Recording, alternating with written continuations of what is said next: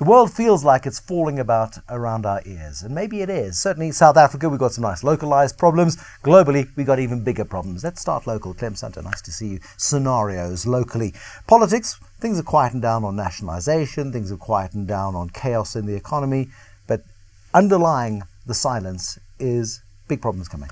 Yeah, well, against a backdrop of probably a flat global economy for the next 5 years, the elephant in the room is the fact that we have got to create a lot more jobs.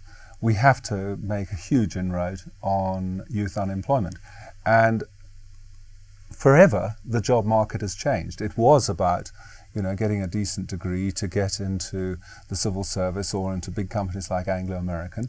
I actually now reckon that those days have certainly gone for the next 5 years, and therefore the vast amount of job creation is going to be in medium to small enterprise. So, yeah, things have calmed down, but the elephant in the room is still there, which is we have to do something now to create jobs. And I personally think that Jacob Zuma, instead of talking of creating 5 million jobs by 2020, he should have said 1 million new businesses by 2020. It's a subtle turn of phrase, but here we sit with enterprise development being at the top of the private sector agenda. People are beginning to realize that, as you say, those are where the jobs are going to be created. If every single enterprise could create 10 jobs, and we've got 10,000 enterprises, thank you very much, we'll have those. Yeah, but I'm not sure it is at the top of everybody's agenda. Have you really heard the politicians yet, and particularly the ones involved,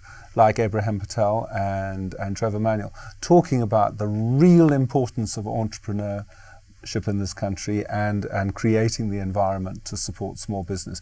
I still get the impression that they think that jobs are going to come from the normal areas of the economy. From the fairies? Well, from the orthodox parts of society, whereas actually it's going to require a completely different attitude to entrepreneurs in terms of providing a capital bridge from the informal sector to the formal sector, to actually create a labour environment which allows them to hire and fire, which allows them to bid for, I think, contracts for big business and become part of the supply chain to big businesses. And I would like to see the major issue now, because we call it economic freedom, that's the buzzword. How are we going to create economic freedom for entrepreneurs? Tragically, you say the global economic crisis is going to cause a sort of a flat world for the next 5 years.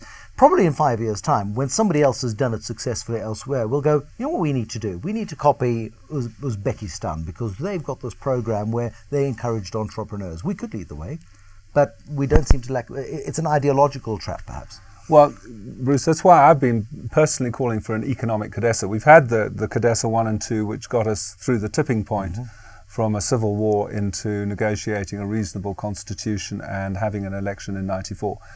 I think we should have another very focused debate on what are the main elements of a new economic blueprint in South Africa. Let the National Planning Commission do their job and possibly set the agenda for this economic CODESA, but really get some of the real players together to start actually addressing the issue, rather than just, I'm afraid to say, leaving them on the sidelines, because business hasn't come to the party yet. Well, business is terrified to invest. Business is looking at socio-political South Africa and saying, hold on a second, there's a global environment which is difficult, but there's an unpredictable political environment. Things have been quiet in the last while Julius Malema has been muzzled through his disciplinary hearing on issues unrelated to the economy, and things seem to have calmed down a bit, and suddenly you realize where the strings are being pulled. But at the same time, so big business is terrified to invest. Certainly we're not getting into big capital investment. It's got to be small business. What happens? Okay, here's the scenario part. We can wrap up. 5 years' time, we've lost another 1 million jobs in South Africa. Yeah, I mean... and that's a potential scenario, surely. The consequences of that. It would be a huge red flag if we go down by another 1 million jobs. So does it mean our economy has become even more exclusive? And, when you have an exclusive economy, you have a serious amount of misery out there, which can be converted into political radicalism. So, for me,